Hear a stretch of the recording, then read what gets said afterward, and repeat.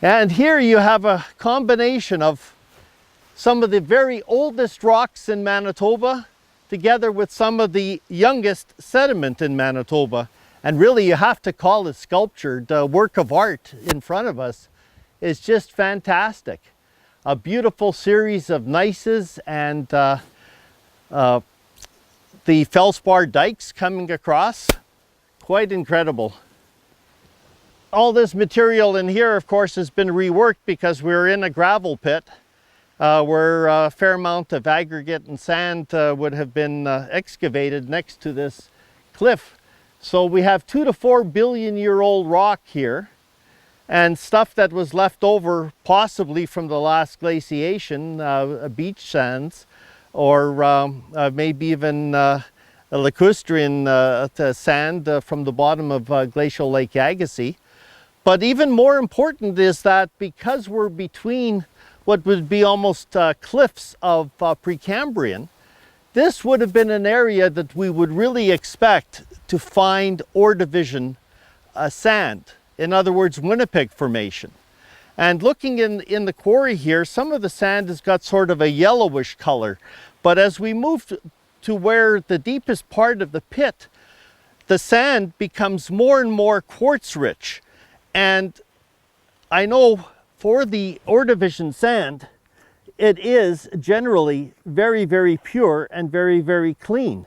So digging down here, there's a lot of black mafic stuff which you would not find in the ore division. But it appears that if we dig down, we're maybe getting into cleaner material, but maybe not. Maybe it's all been mixed, especially here where you could have had a larger front end loader or backhoe operating. So a lot of this got churned down. But it would almost be interesting to dig down even deeper to the very bottom of this pit to see if you got into totally uncontaminated ore division sand, which should exist on the shield and should have been preserved even with multiple glaciations. We're essentially behind a ridge that is south facing. So any glaciers coming over the top of this granite ridge would have tended to just travel over the top of where I'm positioned and would have overridden this sand and not necessarily scoured it or dug it out. So this would be a logical place. And looking at the sand, again, it is very, very quartz rich. The thing that could be done is to take the sand and examine it under a microscope and see if the grains are angular or are they well rounded and frosted. If their quartz grains are well rounded and frosted, then it speaks to their ore division ancestry or where they may have come from. If all of the sand grains are angular, then the quartz sand grains, then we would say that they're all recent materials, probably derived off of the weathering of the shield and transported by the glaciers and then deposited here. So you might have a multiple source of this sand, but it is really interesting. So we have recent and we have very, very old rock face behind us with all sorts of geological complexities, all sorts of veinlets, all sorts of pegmatite would have been intruded into the original country rock.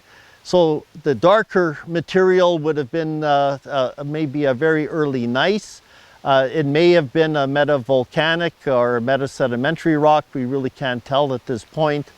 There doesn't seem to be much in the way of mafic inclusions like are found nearby here, but it is almost a work of art. There's some late faults that are coming through there, and there is one fault face right up in there. I'll go take a reading and just see what sort of orientation it has. Whether it fits into the West Hawk Lake idea, we're not quite sure with the meteorite impact, but we are north of the crater. So if we just go up this face and look at this wall in through here, you can see the color change, but this would have been a fault. And you can see the trace of the fault goes right into this wall, all the way along and all the way down.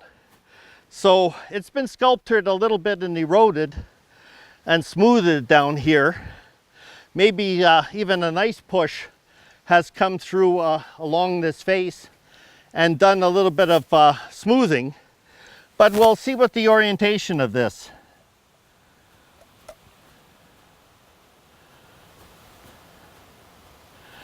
So this is about 150 degrees. So we're not really consistent with what we would expect in terms of this being something caused by the meteorite.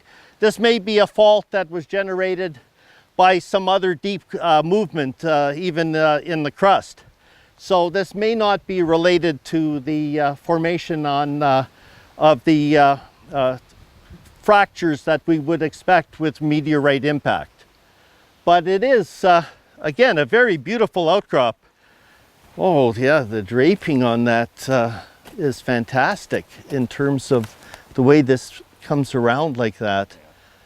And you can just see how it truncates the veins, or the gneissic banding. Oh yeah, and the beautiful... More resistant layers here. Yeah. Very, very well, this was again part of maybe the original country rock. A little sliver of it has been preserved, of the original material. The rest of it has gone too far and has become a true gneiss. But that little piece may be a little residual portion.